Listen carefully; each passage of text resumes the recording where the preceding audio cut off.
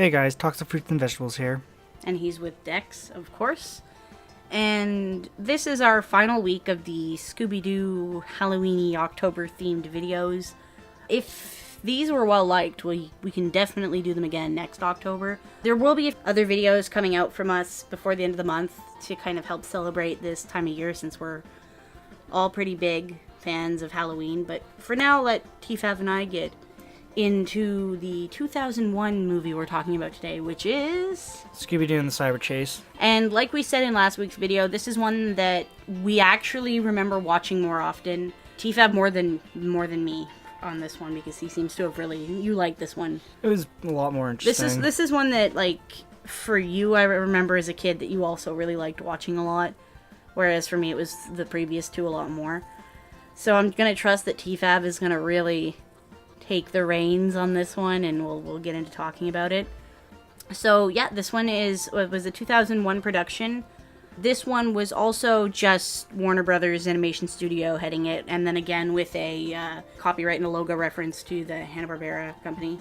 Not much else to say there, nothing like especially new when it comes to the production with it.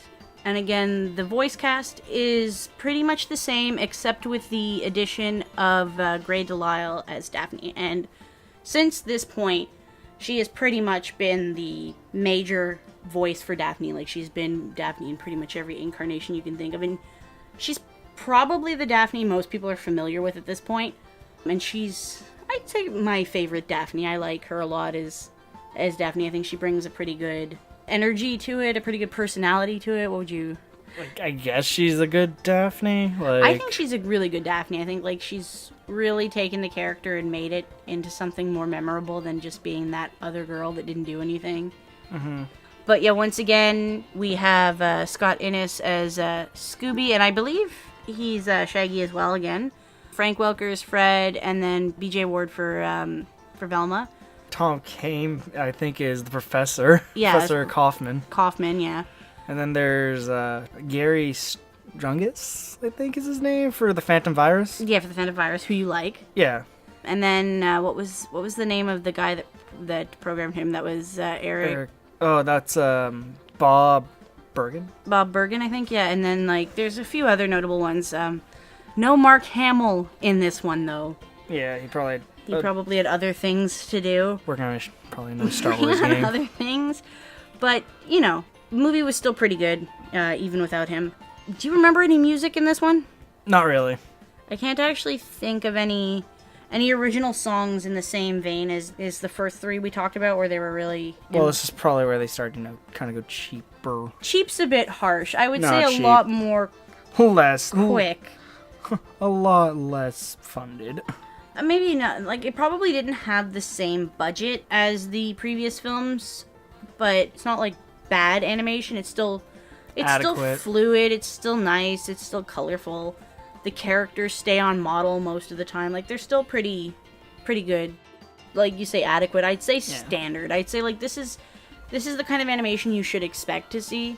It's nothing stupendous, but it's not bad animation. It's good animation, I would say. There are some interesting things they get to do, with the virus, where he's kind of all green and electrical, right? So they get to have some fun with that. He morphs shapes and moves in and out of stuff. Yeah, basically he's villain. Well, yeah, he's kind of the villain, but kind of not the villain. It's a bit confusing until we kind of get into the story. But all right, so what do you remember of the actual plot? I remember they went to a college lab because somebody wanted to make a Scooby-Doo video game based off the gang. The gang. Yeah. Where they would fight the monsters.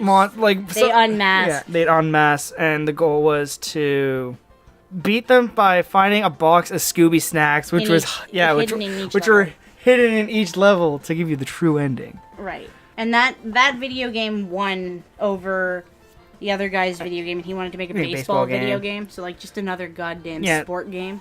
So well, that's a little bit foreshadowing, but yeah. It's a bit of foreshadowing. So basically, the guy lost, but then he also helped the guy with making the Scooby-Doo video game. Yeah, he helped with all the programming and everything. And they were I want to say they were using some kind of beam to like take something from the real world to digitize it and put it into the game. The game, and all I remember was like they were in the lab where they're doing it, and it actually puts them in the game.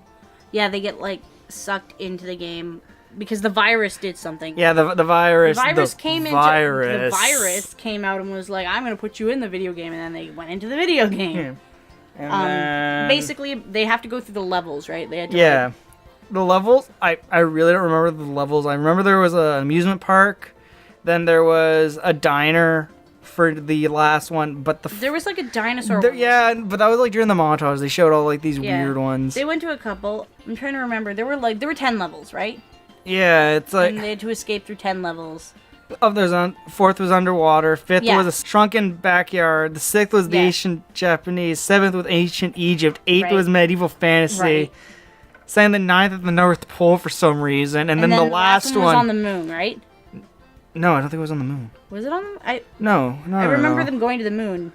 No, Someone's probably like, I know this movie so well. But at some point, they go to the moon. No, the moon's the first one. Was it the first level? Okay, so then I'm getting it mixed up. So because the last one's the amusement park. Is it? Yeah. Okay. That's where they meet. Yeah, that's where they meet their Cyber Them, which is like a lot more reminiscent of their designs from the 70s. Yeah, no. But with like a different color palette. So that you wouldn't confuse them with the modern counterparts. Yeah, I think that's like they took Scooby's like blue collar and made it red. Made it red, and Shaggy's shirt wasn't green. It was red, wasn't it? Yeah. Yeah, and then they all had like a color swap. So that was pretty cool. And then, do you remember which villains we got to see? The Creeper. Jaguaro was one of them. The Gator Ghoul, the Tar Monster, Iron Face. Oh my goodness! I think obviously the Cyber Phantom. Yeah, the Phantom himself is also. So they go through the levels and they like have to compete against all of the villains. Yeah. And they looking for these Scooby snack boxes. Yeah, these boxes. And like throughout the whole thing, the Phantom keeps trying to intervene, and he's like dropping all these like baseball hints, like really hints.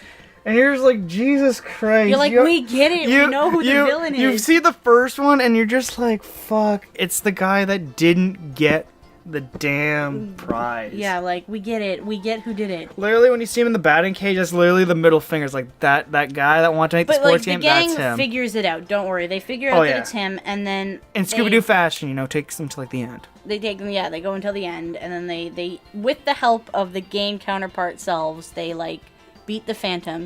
And then they escape the game. And then the officer shows... Well, sorry, no. No, they called the officer. They called an officer. I remember they had to. And when they got out, the guy that made the baseball game tried to sneak out, but they ended up catching him. Yeah, they catch him and arrest him. Because they did I think they used a baseball or something. He's like trying to be sneaky, but he's like, I'm gonna program all these baseball references in here so I can be like low key really salty about not winning. Like you're gonna get caught, bro.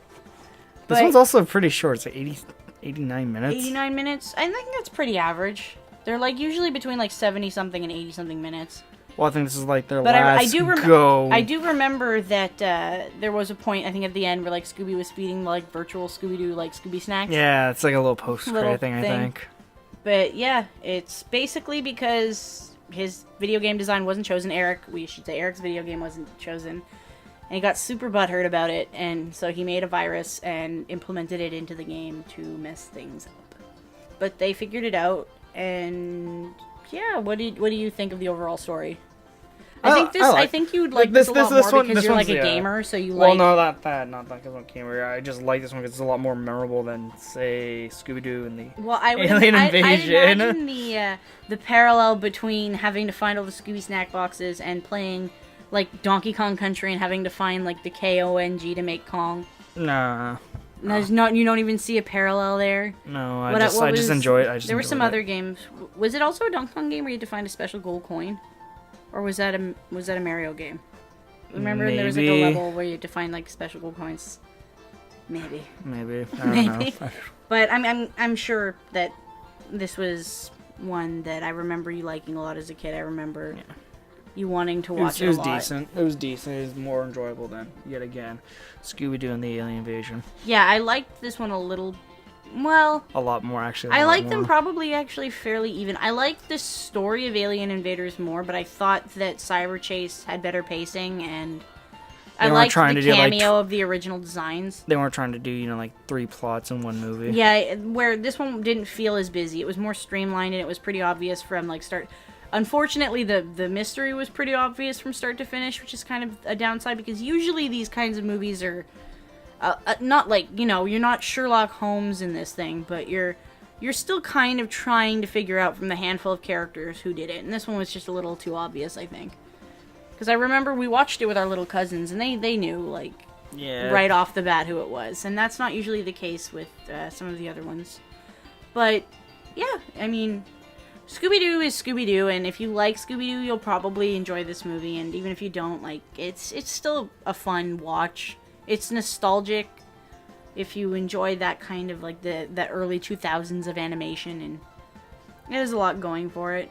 I think didn't they make a game based on this? I think they did. Yeah, but I don't think it's based on this one. Was it not it was a PlayStation or Game Boy Advance game or something? Yeah, but I'm pretty sure that was just Scooby-Doo and the Goblin King, but that's nothing to do with Cyber Chase. Was it inspired by this, you think? I hope not. I hope not. Are there going to be more baseball-related things for this villain, too? God, I hope not. We don't know baseball, but we sure knew who the villain was. Sports. We like cartoons, like good grown-ass adults in their 20s. Don't bring sports into our house. Cartoon. Don't bring sports into a cartoon. Unless it's like the Wacky Olympics or whatever that. The Wacky Olympics? Yeah. Okay. Yeah, come on, that was good. That was good. That's one of the greatest things to come out of Hanna-Barbera production, where they literally just took all their productions one it's good Olympic style, and they also did that with the Wacky Racing too. The Wacky Racing. Yeah. And they did that again. Yes. So, what's the rating you're giving this? 1 shitty baseball throw out of 1 shitty Phantom Ghost that's based off a sports game. All right, I'm gonna give it 3 strikes. Okay. And 1 out? Out of an out. We know sports. Yeah. Sports! So, thanks for joining us for this. This was a lot of fun, going through some of these movies that we really liked in our childhood and we still like now. You do know we have something that we're doing in October. We have more coming. We're going to probably do something pretty festive. Hey? Don't make me smack you. Don't smack me. That's rude. But as it stands now, I think there's going to be at least one other video that's going to come out after this one. Before the end of October. The pack battle, I beat you with a really awesome card. No, not that one. A Halloween one. Nah, I think it's the pack battle. We will be returning. I'm looking at the schedule. It is the pack battle. It is. The pack battle will go up differently. After the pack battle should come up. We will be returning with this idea. Probably a little more formulaic, but in December. Yeah. Because we are going to be taking on some Rankin Bass stop-motion animation films. We're going to probably do 1 a week for the month of December, a lot like this. And that'll be fun because those are also movies that we watch frequently. Screw the Little Drummer Boy. Yeah, don't get your hopes up for the Little Drummer right now. More than definitely not doing that one. But, yeah, thanks for joining us on this. See you in a year when you do 4 more of these. They're going to be so fun. So, have a happy Halloween. Stay spoopy. Stay spoopy. Stay safe. Don't eat apples with razor blades in them. And take all the cookies you can that are homemade. So, until December and we come back with something like this, we'll see you guys next time. Bye.